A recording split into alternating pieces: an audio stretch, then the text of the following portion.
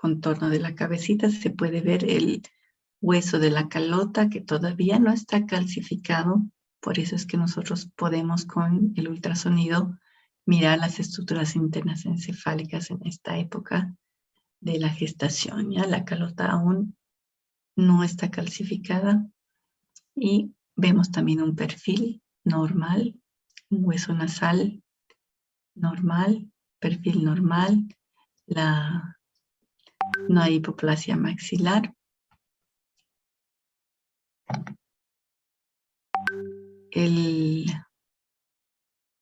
La translucencia nucal de espesor normal.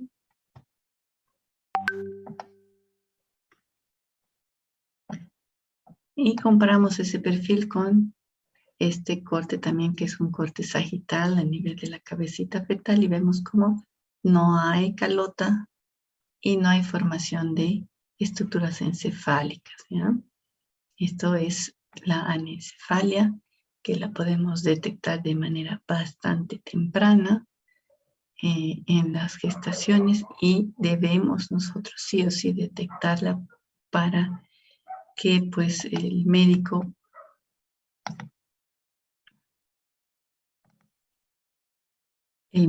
pueda tomar las conductas y comunicar a la madre para que se tomen las conductas que sean necesarias, ¿no? Esta es una malformación incompatible con la vida.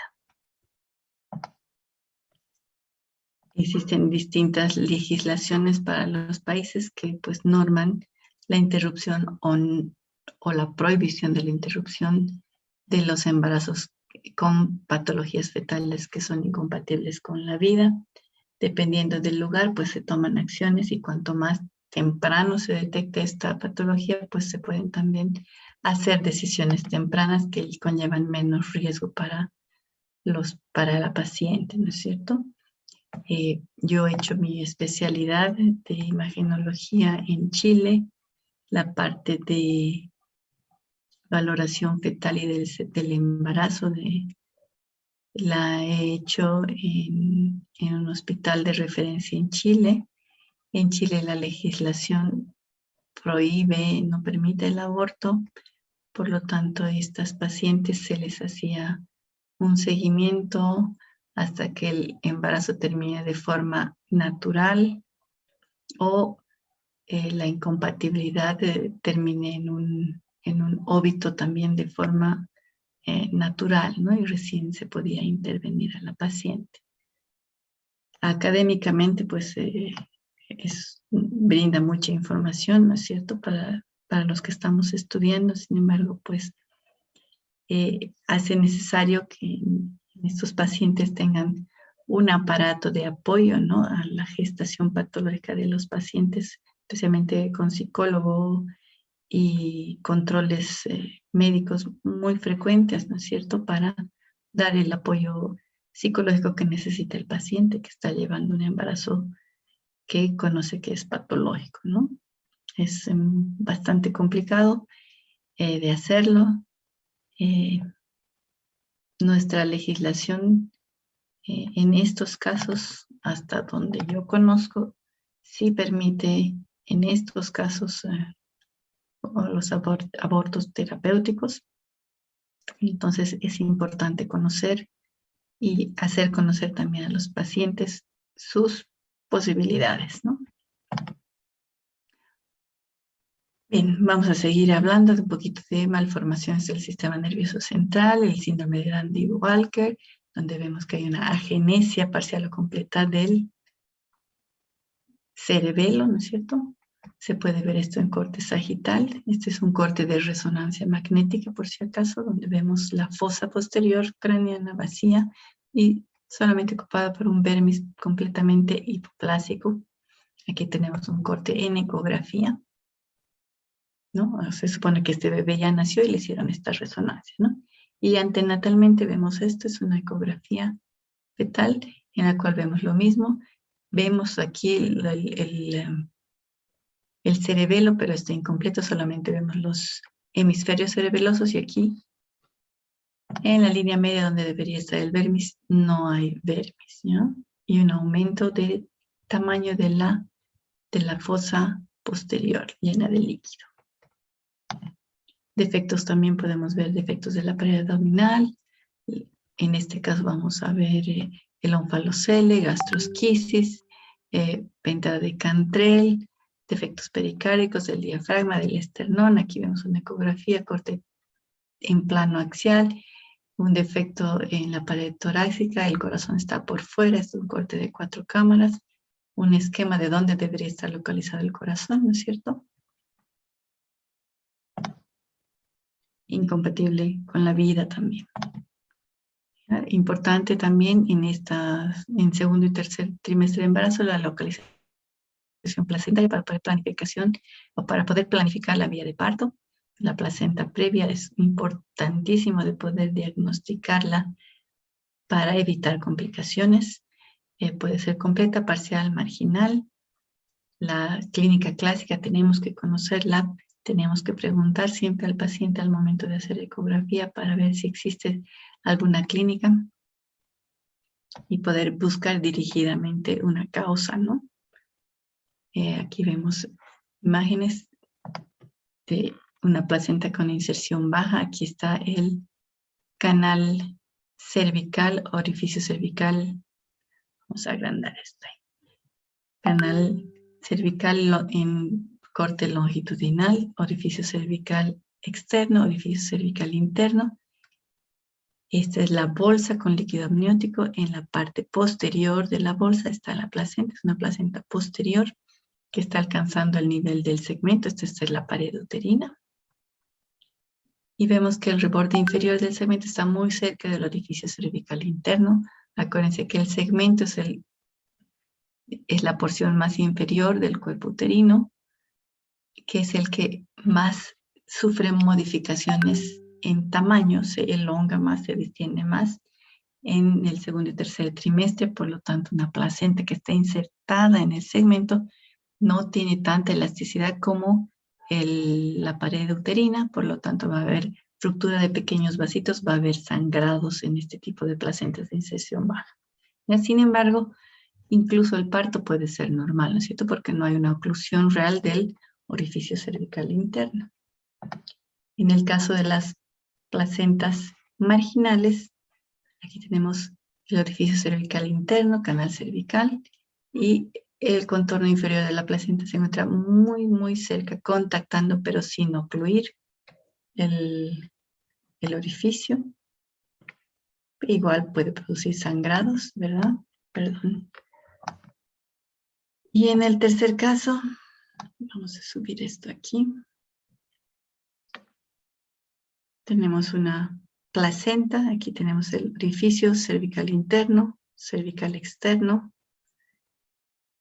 y tenemos una placenta que está obliterando por completo el orificio cervical interno. Es una placenta previa total, y estas son las que tenemos nosotros que es obligatorio y mandatorio pues hacer necesario, ¿no es cierto?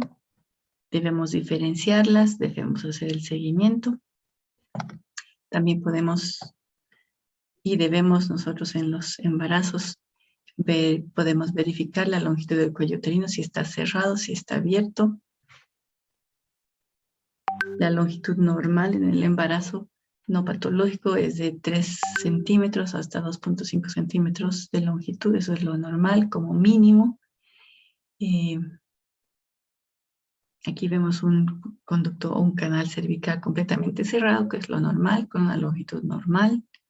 En este paciente hay un acortamiento, ven cómo se está abriendo el orificio cervical interno, está dilatado, y el canal cervical está disminuido en longitud en un 50% prácticamente.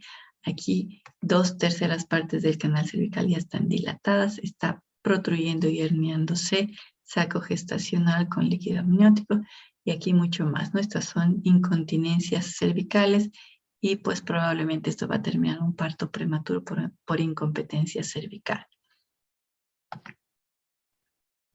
Ya hemos visto, hay que hacer tratamientos, ¿no es cierto? Si nosotros detectamos eso, hay ciertos tipos de tratamiento que se que se hacen para este tipo de patología para tratar de evitar el parto prematuro.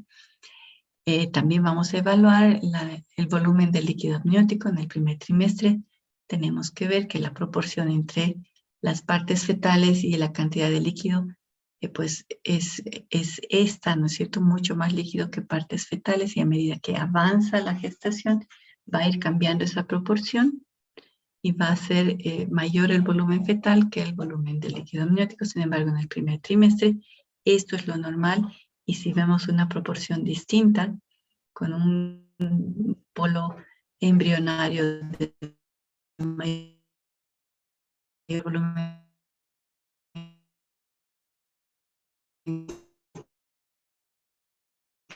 líquido, sabemos que es muy este embarazo, ¿no?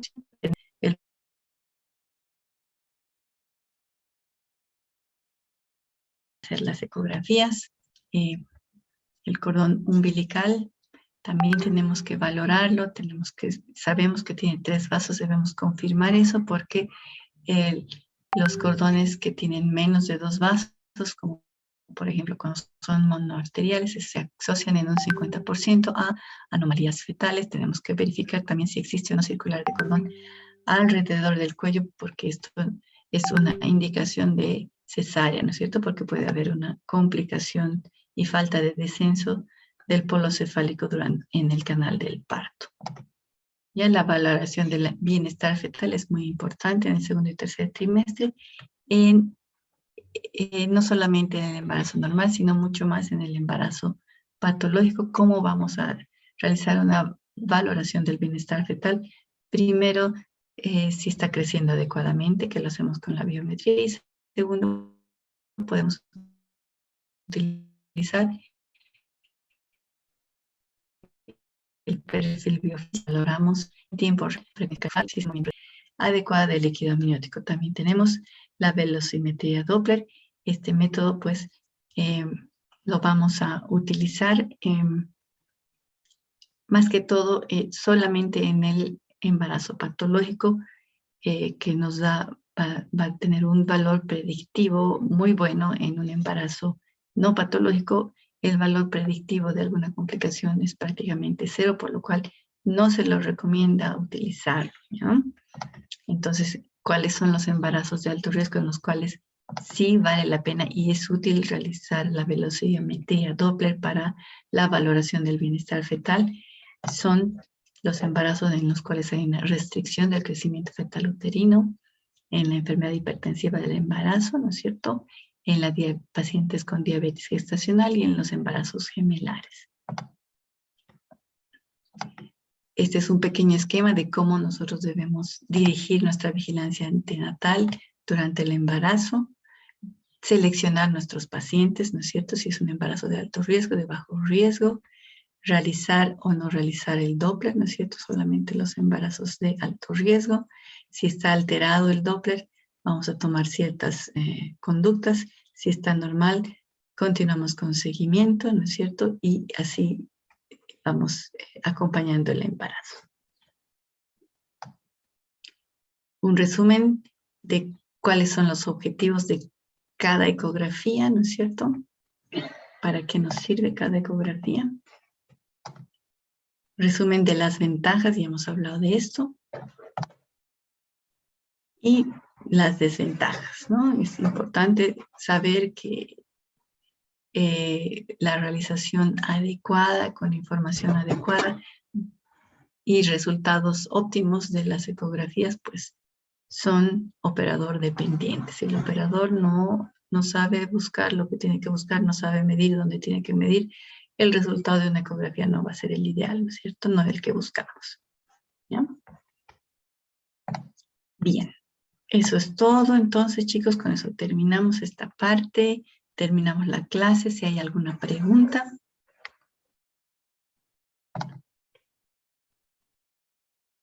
Si no hay preguntas, con eso terminamos.